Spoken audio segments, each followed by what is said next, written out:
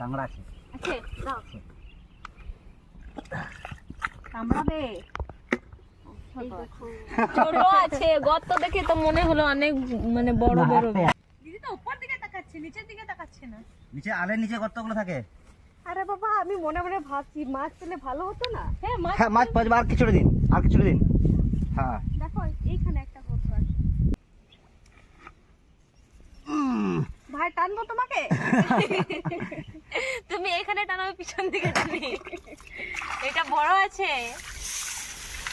পালাচ্ছে দেখো বাবা। এই দেখেন কাঁকড়াটা লাল একেবারে একদম মিঠি কাঁকড়া, দারুণ স্বাদ এই কাঁকড়াগুলোর। এ নাও দুটো হয়ে গেছে আমার আর দাদার জন্য পেয়েছি।